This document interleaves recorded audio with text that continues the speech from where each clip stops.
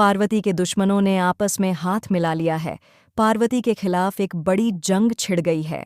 नमस्कार दोस्तों, TV serial Parineeti के अगले एपिसोड में आप देखेंगे कि नीति पृथ्वी अग्निहोत्री के पास जाकर उससे हाथ मिला लेती है, क्योंकि पृथ्वी अग्निहोत्री घर वापस आते ही पार्वती की बैंड बजाकर रख देता है। यहाँ तक कि अब नीति को लगता है कि पार्वती फिर से सड़क पर आ जाएगी और पहले की तरह मेरी नौकरानी बनकर रहेगी।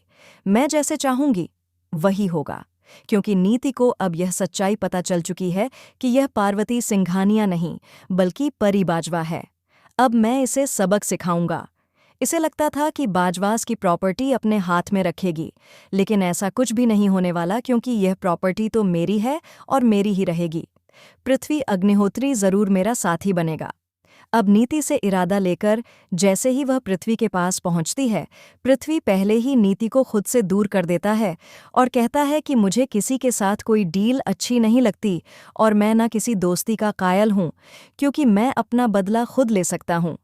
मैं किसी और दुश्मन से सहारा नहीं ले सकता। नीति कहती है, मैं तो पार्वती से बदला लेने के लिए आपसे हाथ नहीं मिला रही थी, बल्कि मैं आपसे दोस्ती करना चाहती हूं।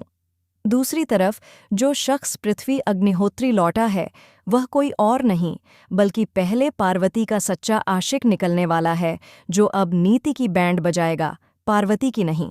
लेकिन अब संजू जो है, वह पार्वती को फिलहाल संभालते हुए नजर आ रहा है, क्योंकि संजू के सामने भी यह सच खुल चुका है। अंबिका देवी ने सारी बात संजू को बता दी है कि अब अपनी पत्नी को संभालने का वक्त आ चुका है। अगर तुम अपनी पत्नी को नहीं संभालोगे तो बहुत ज्यादा गड़बड़ हो जाएगी।